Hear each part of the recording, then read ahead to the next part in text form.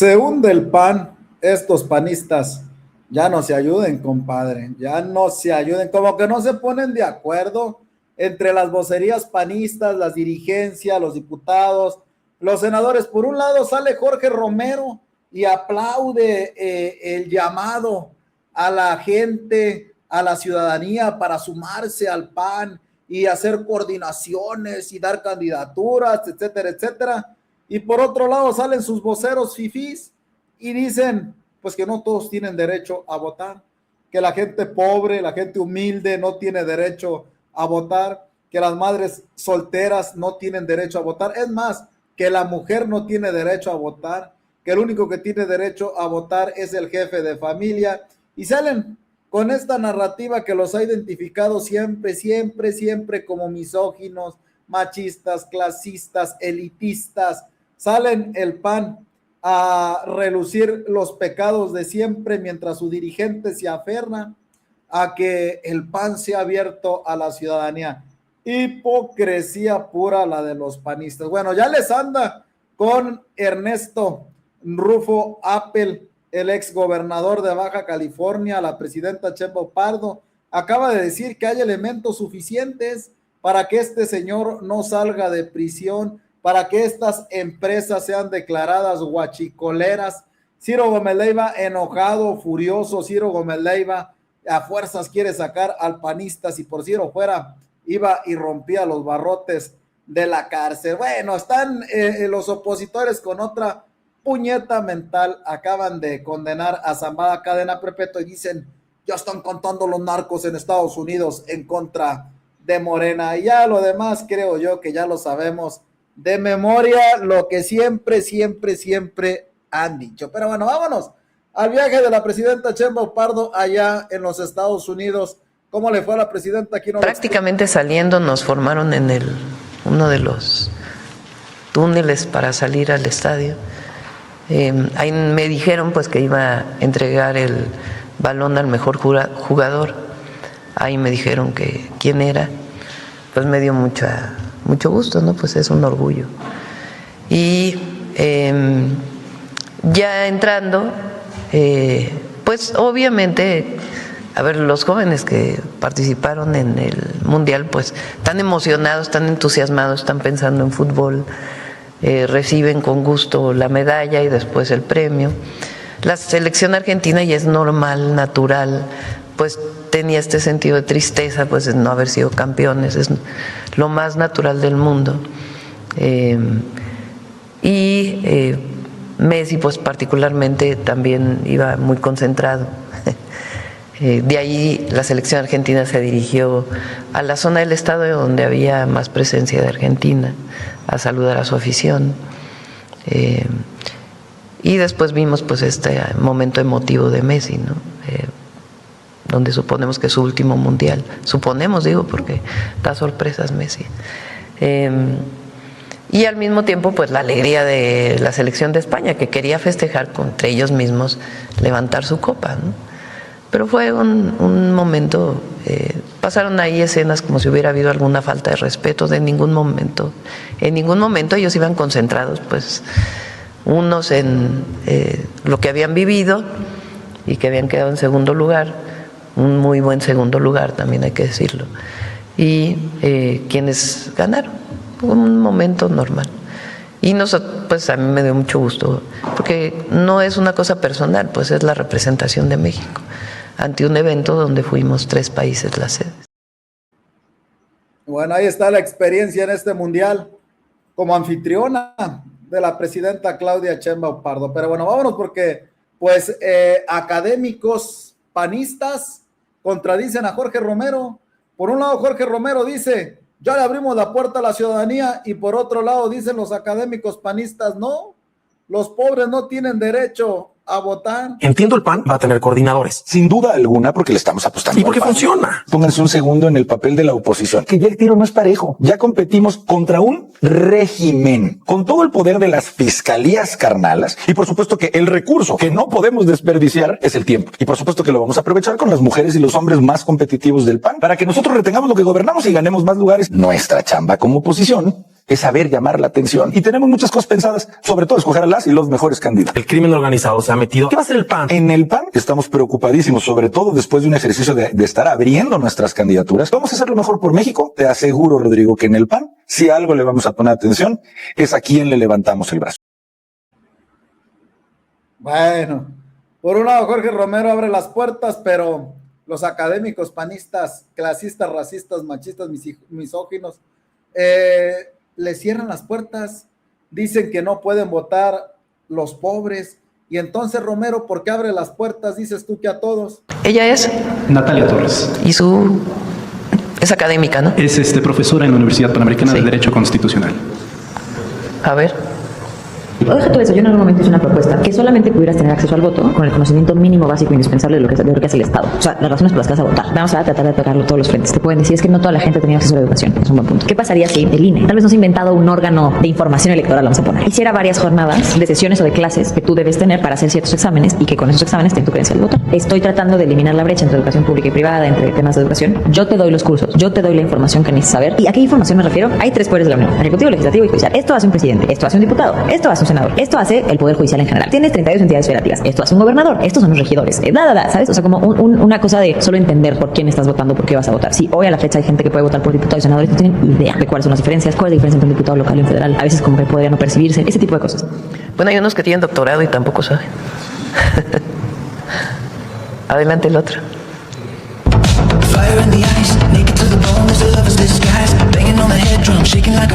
Ahí empieza. Pero ponle la parte que...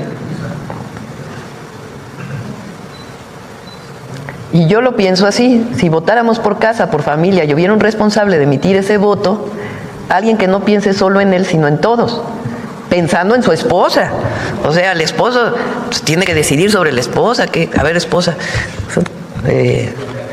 ¿qué haces? ¿Cómo te vistes? ¿Qué comes? Y ya de plano, ¿por quién votas?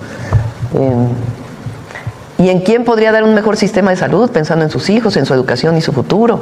También pensando en sí mismo, buscando dónde hay más y mejores oportunidades de trabajo para llevar el pan a la casa. Las cosas serían distintas. Muchos no van a estar de acuerdo, pero hoy el voto es algo tan individual, que no piensa en lo más importante, el núcleo familiar, que pareciera que no le damos tanta importancia. Y lo cambiamos por una despensa o por 500 pesos. Esa es la realidad de México. Increíble. Fíjense, el voto...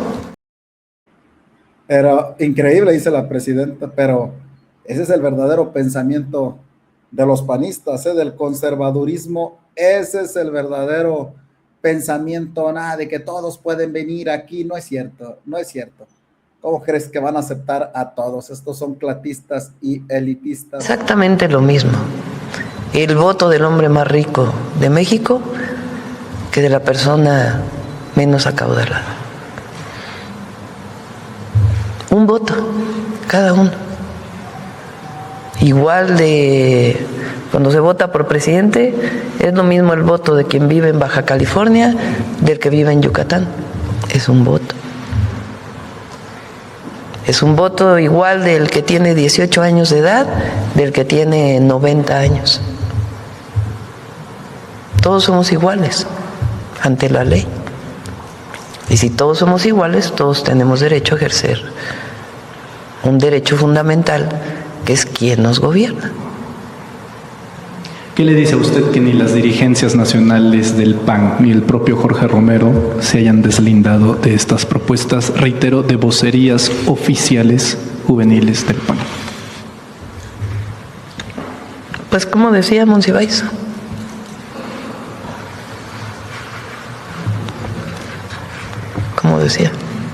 la hipocresía. La doctrina del conservadurismo es la hipocresía. Exactamente. Tal cual. Porque dicen una cosa pero piensan otra. Esa es la verdad. Y por eso hoy no tienen así de, ¿quién va a estar de acuerdo en México más que ellos y sus amigos? Que el voto, que las mujeres no voten. ¿Quién va a estar de acuerdo con eso? ¿Quién va a estar de acuerdo con que en la familia solo vote el padre de familia? Y además, ¿qué pasa con las familias diversas? O con una mamá que soltera, madre soltera. ¿Qué pasa con ella? Ella no va a poder votar, ¿no? Porque pues no tiene capacidad para definir. Absurdo, antidemocrático, regresivo, porfirista, conservador. Y la verdad, pues, fuera de la realidad. Que ya no te ayuden, Jorge Romero. Pero bueno, hay elementos suficientes para que estas empresas del exgobernador Ernesto Rufo Apple sean consideradas como guachicoleras fiscales, para que también él sea considerado guachicolero. Ya se les había quitado el permiso, pero un juez revocó esta decisión. Pues hay que ver quién fue el juez. Lo recuerdas, en efecto, se le quitó el permiso y fue un amparo o el mecanismo a través del cual se lo regresaron. La reforma energética del 2013 abrió por primera vez la posibilidad de importar derivados del petróleo a los privados. Previo a ello, solo Pemex podía importar. Y durante el periodo de Peña Nieto se dieron muchísimos permisos. Con el presidente López Obrador disminuyeron muchísimo los permisos de importación para asegurar que en efecto pues eran empresas que estaban importando y no haciendo otro tipo de negocios o negocios ilegales. Y en este caso se le quitó el permiso y de todas maneras se tuvo que restablecer por el Poder Judicial. Y quiero repetirlo porque es un caso muy estudiado. La Fiscalía fue alrededor de un año, por lo menos, y todavía sigue en investigación, porque es la importación ilegal, lo ponemos en palabras llanas, una empresa que tiene un permiso para importar combustible, pero importa el combustible de manera ilegal, ya sea porque reporta menos volumen que el que realmente está importando. Es decir, pasa una pipa y dice, traigo la mitad de la pipa, no traigo la pipa llena. Y tiene que haber acuerdo con los agentes aduanales, porque son a través de los cuales se da el permiso. Y la otra que dice, no traigo combustible, traigo otro producto. Y ese otro producto no paga IEPS. Entonces, pues es un fraude al fisco. Son los dos mecanismos de lo que se ha dado en llamar el huachicol fiscal. Y esta empresa importaba de las dos maneras, con las dos irregularidades, reportando menos o reportando que traía otro combustible o otro producto que no era combustible. Entonces, imagínense, se dan cuenta tanto aduanas como las autoridades de seguridad del gobierno de México de que vienen estos ferrotanques hace un año prácticamente, los abandonan en Coahuila, los ferrotanques, los abandonan porque saben que van a investigarlos y a partir de ahí se hace toda la investigación. Y la empresa que los importa pues es Ingemar, o sea, no tiene, es directo.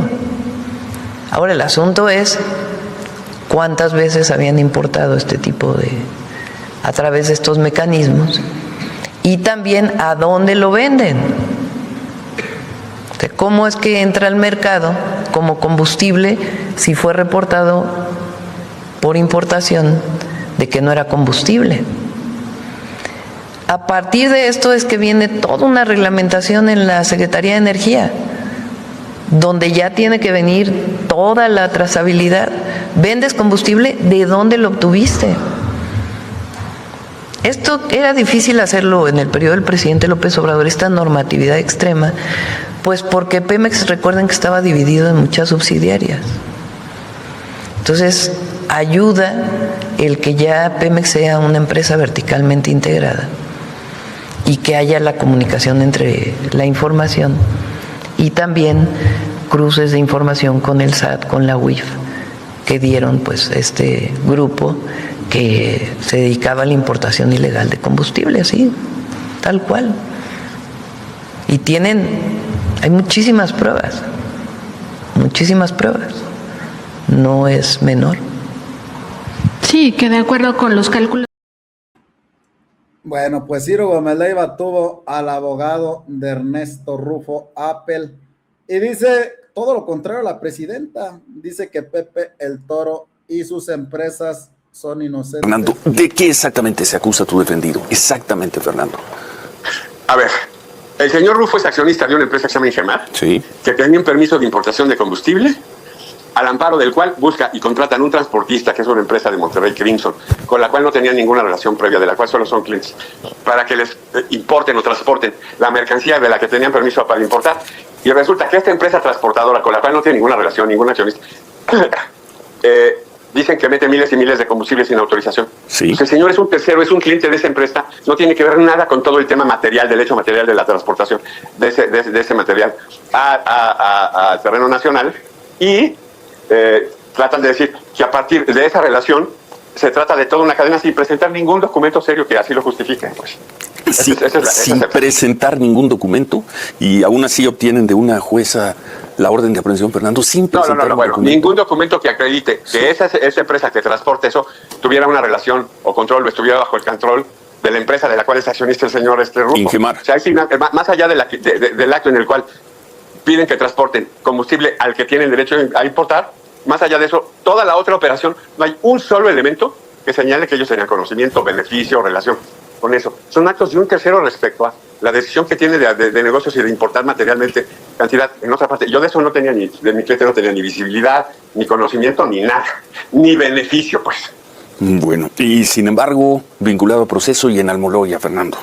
No, Ciro, todavía no vinculan, apenas es un... No ha sido vinculado todavía. No, eso será, en los próximos días el gobierno decidirá si imputa o no.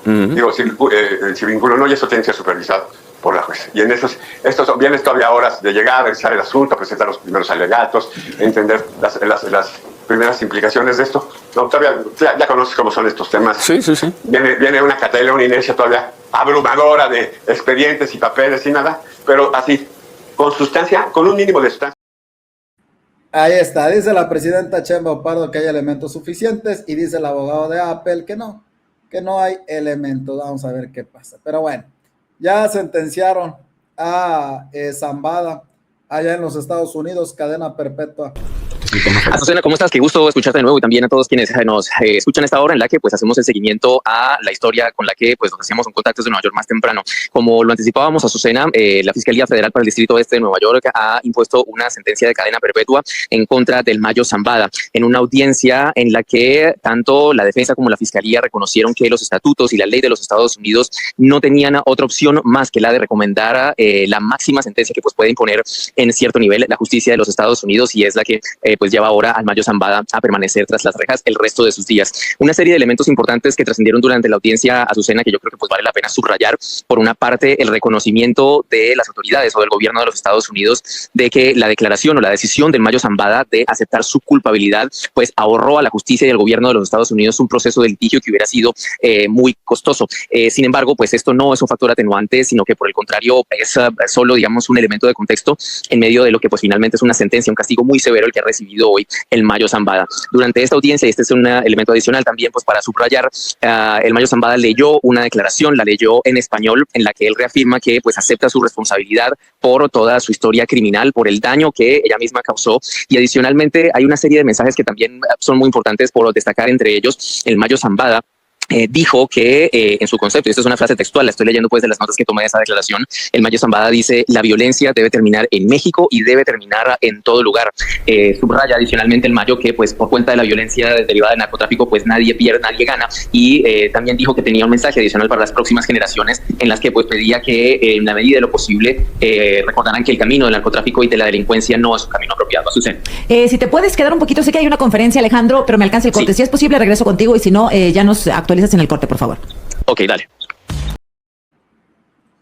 Bueno, ya fue sentenciado Zambada allá en los Estados Unidos. Cadena perpetua, ojalá y hubieran caído los políticos también como Felipe Calderón y todos los expresidentes. Pero bueno, vámonos y los veo en unos minutos más con más información.